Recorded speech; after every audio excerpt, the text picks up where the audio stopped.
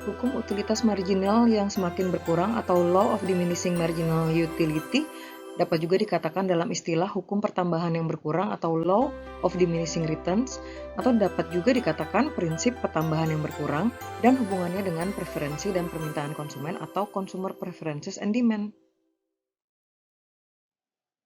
Apakah kamu tahu utilitas marginal yang semakin menurun, diminishing marginal utility, di mana hingga suatu titik tambahan utilitas sebagai akibat tambahan konsumsi satu unit barang semakin lama akan semakin menurun? Oh, maksud kamu hukum utilitas marginal yang semakin berkurang, law of diminishing marginal utility, atau hukum pertambahan yang berkurang, law of diminishing returns ya? Saya tahu, tapi kita minum dulu yuk. Cukup nyatakan bahwa peningkatan dalam satu faktor produksi menghasilkan pendapatan tambahan yang lebih rendah dan lebih rendah dengan asumsi bahwa tidak ada perubahan yang terjadi pada faktor produksi lainnya.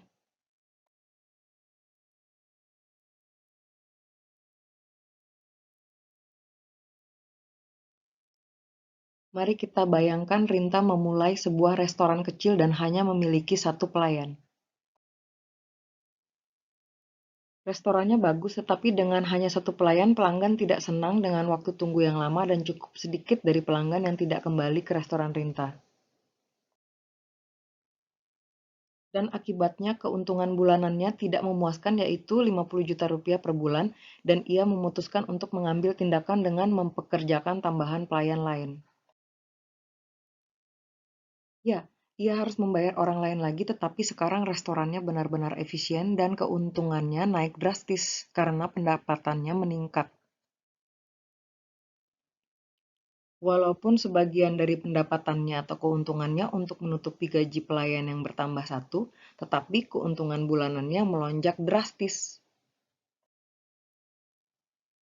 Keuntungannya per bulan sekarang melonjak drastis menjadi 150 juta rupiah per bulan. Rinta kemudian memutuskan untuk mempekerjakan lagi pelayan tambahan lainnya, dan lagi-lagi ia berhasil karena keuntungannya naik walaupun tidak sedramatis sebelumnya. Restorannya semakin lama semakin ramai dikunjungi oleh banyak pelanggan. Banyak pelanggan atau customers yang semakin puas dan ramai dan kembali lagi ke restoran Rinta. Semakin lama restorannya semakin ramai, namun Rinta menemukan bahwa keuntungannya semakin lama semakin menurun. Dimulai dari peningkatan keuntungan per bulan yang tidak sedrastis seperti sebelumnya. Mengapa keuntungan Rinta justru melayang atau menurun ketika ia menambah pelayannya atau pegawainya? Disinilah berlaku hukum pertambahan yang berkurang, law of diminishing returns, atau utilitas marginal yang semakin menurun, diminishing marginal utility, di mana ketika faktor produksi ditambah, justru akan menurunkan produktivitas jika ditambah terus-menerus.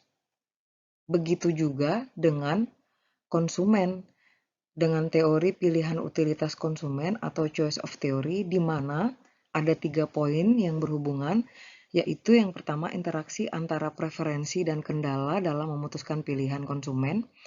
Preferensi di sini merupakan urutan atau daftar keinginan mulai dari yang paling diinginkan hingga yang tidak diinginkan oleh konsumen. Dan kendala merupakan keterbatasan atau kendala seseorang yang dimilikinya untuk merealisasikan keinginannya.